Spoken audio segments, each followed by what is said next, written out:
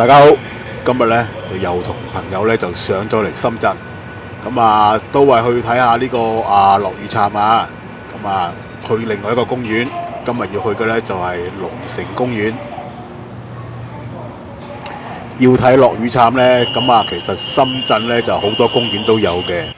我喺小紅書嗰度睇咧，就龍城公園嗰度咧就似乎又幾靚啊！而家就啲落雨杉就地鐵有到嘅，咁所以咧就今日就同朋友就上咗嚟啊。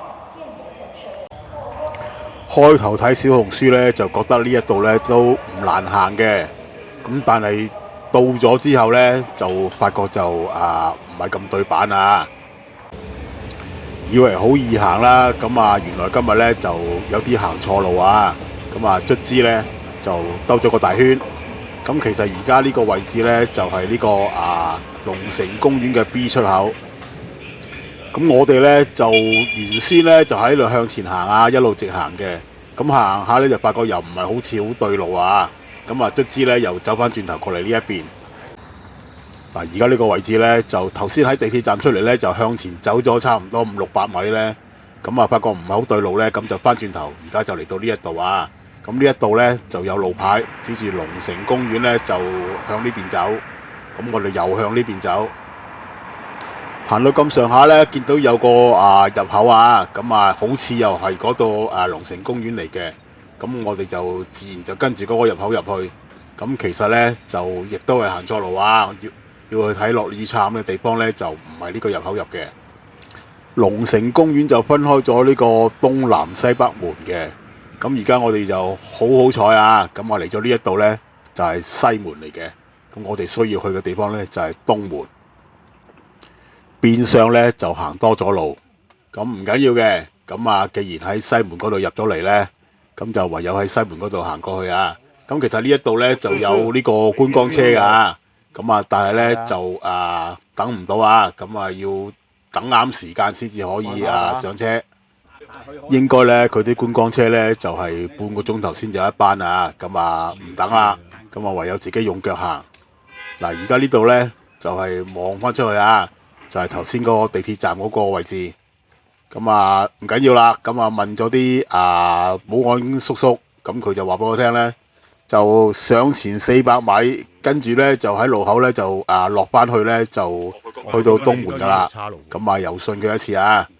原來咧就到尾咧就係400米就400米啦，但係落斜路嗰度咧就差唔多2-3公里啊，先至到呢個東門嗰邊。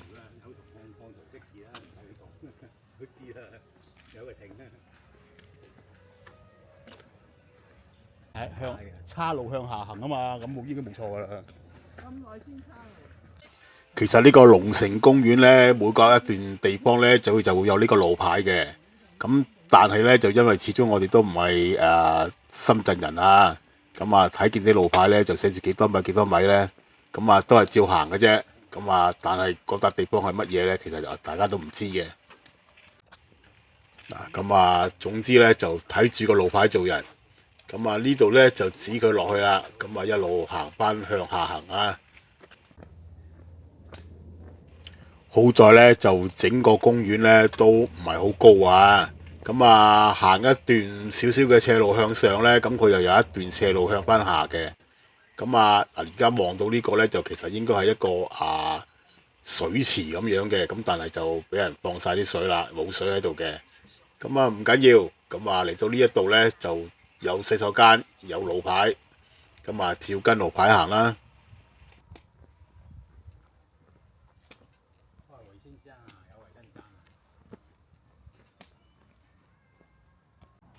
龍城公園嘅洗手間呢，就真係應該係靚絕所有嘅深圳公園啊！比起呢個久違濕地公園呢，就嗰個廁所就真係爭天共地啦。公園喺邊度啊？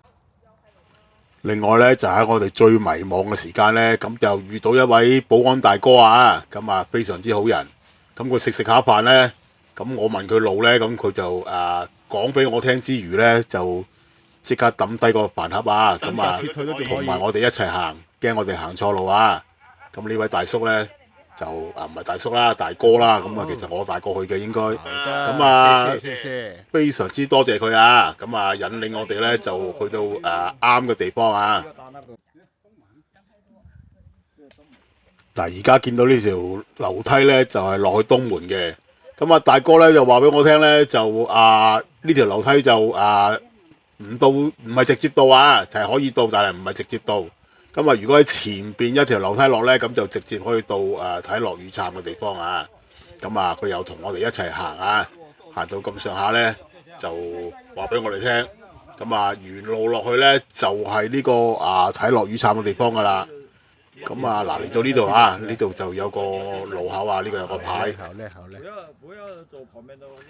到咗呢度呢，就再三多謝嗰個大哥啊，保安大哥。咁我哋就由呢個樓梯口呢度落去。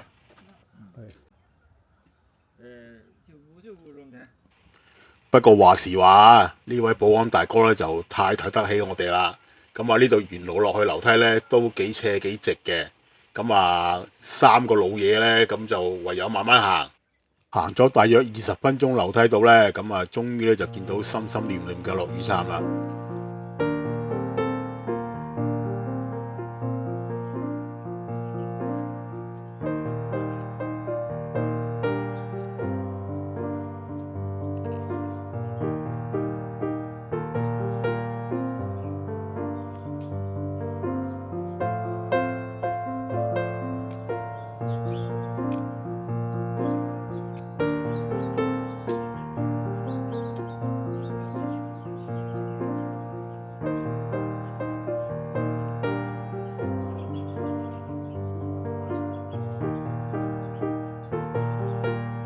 你聽唔聽到飛機聲啊？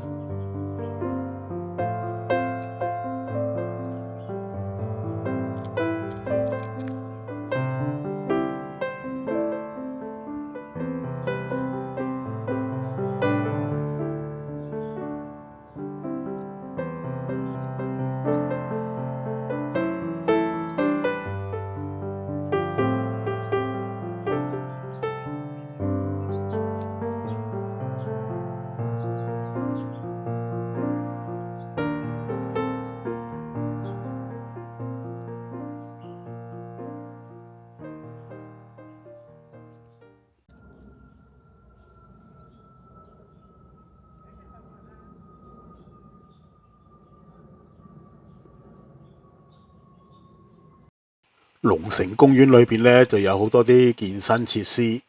咁除咗健身設施之外呢，咁佢仲有棋盤喺度啊。咁啊，呢個棋盤呢，就相當之好啊，個設計啊。咁其實啲棋呢，你所有都拎唔走嘅。咁啊，唯有呢，就要喺呢度跟住嗰個軌道嚟行嘅。拎佢唔走。咁啊，贏咗個棋呢，就會攝喺側邊啊。咁啊，佢呢個設計就非常之好，包唔會俾人拎走啊，除非你成個棋盤拆走佢嘅啫。